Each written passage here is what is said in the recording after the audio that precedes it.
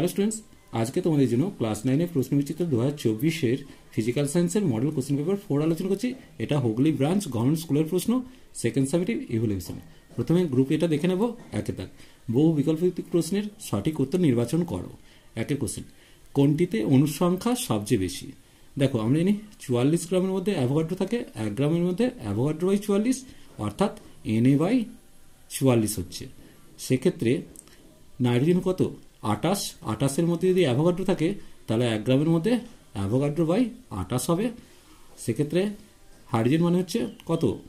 2 গ্রাম। তাহলে 2 গ্রামের মধ্যে থাকছে অ্যাভোগাড্রো, তাহলে 1 গ্রামের মধ্যে থাকছে অ্যাভোগাড্রো বাই 2। আর এটা মিথেন, তাহলে কার্বনের 12, হাইড্রোজেনের 4, তার মানে 16। তাহলে 16 গ্রামের মধ্যে অ্যাভোগাড্রো থাকছে, 1 গ্রামের মধ্যে অ্যাভোগাড্রো বাই 16। তাহলে এখানের মধ্যে সব থেকে বড় কোনটা? অবশ্যই এটা। তাহলে উত্তর হবে কোনটা? শেয়ারটা।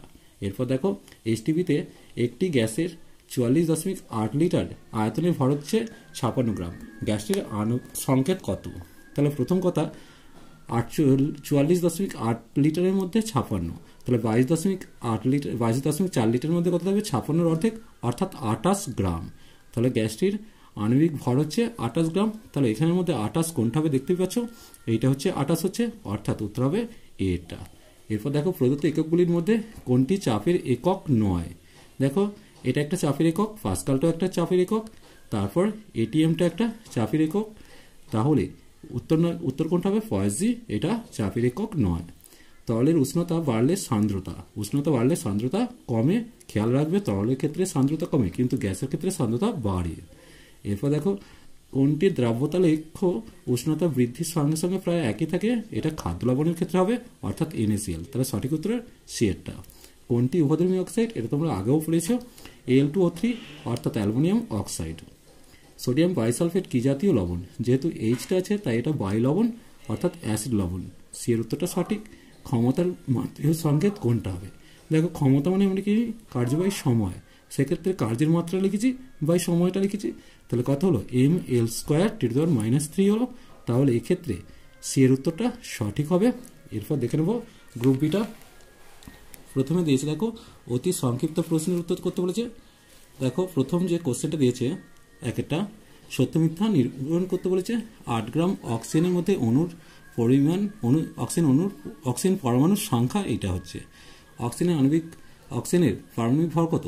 অক্সিজেনের পারমাণবিক ভর হচ্ছে, দেখো, অক্সিজেনের পারমাণবিক ভর হচ্ছে 16।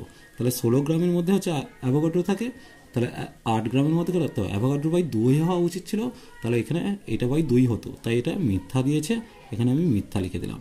এরপর দেখো, পিস্টনে SI একক লিখতে বলেছে। তাহলে পিস্টনের কত? বল বাই দৈর্ঘ্য। তাহলে বলের এককটা কি? SI লিখতে বলেছে, তাহলে এটা নিউটন লিখবো, আর নিউটন পার মিটার হবে।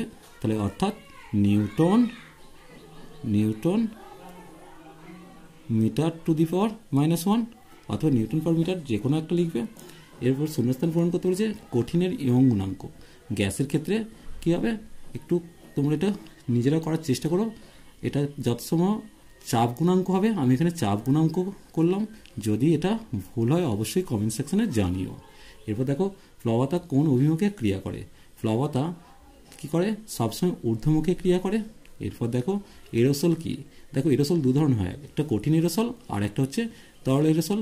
কঠিন এরোসলটা দেখো, গ্যাসীয় বিস্তার মাধ্যমে কঠিন বিস্তৃত দশা হলে সেটা কঠিন এরোসল, উত্তর হবে, উদাহরণ হবে ধোঁয়া। আর গ্যাসীয় বিস্তার মাধ্যমে তরল বিস্তৃত দশা হলে সেটাকে তরল এরোসল বলে, এর উদাহরণ হবে কুয়াশা। তাহলে এরোসল তোমরা লিখতে পারো, গ্যাসীয় বিস্তার মাধ্যমে কঠিন বা তরল বিস্তৃত দশা থাকলে সেটাকে এরোসল বলে। এরপর দেখো, বলয় পরীক্ষার সাহায্যে HNO3 শনাক্তকরণ যে বাদামি বলয় গঠিত হয় তার সংকেত লিখতে বলেছে। দেখে নাও, Fe2O5NO, থার্ড ব্র্যাকেটের বাইরে SO4। এটার নামটা একটু জেনে রাখো, পেন্টা অ্যাকোয়া নাইট্রোসোনিয়াম আয়রন সালফেট। এরপর দেখো, কোনো গতিশীল বস্তুর ভর 3 গুণ করলে গতিশক্তির কিরূপ পরিমাপ হবে? গতিশক্তি মানে EK সমান ½ m v² হয়। সেক্ষেত্রে আমি কোনটাকে বাড়াচ্ছি? ভরটাকে 3 গুণ করছি। তাহলে সেক্ষেত্রে ইকেটা কত আসবে দেখে নেব। ইকেটা আসবে, EK1 যদি লিখি, ½ গুণিত 3m, এটা 3m করলাম, গুণিত v²। সেক্ষেত্রে 3 গুণিত ½ m v² পেলাম, অর্থাৎ 3 EK পেয়ে গেলাম। তাহলে পূর্বের গতিশক্তির পূর্বের গতিশক্তির কত হলো, পূর্বের গতিশক্তির 3 গুণ হলো, তাহলে এক্ষেত্রে পূর্বের গতিশক্তির 3 গুণ হবে।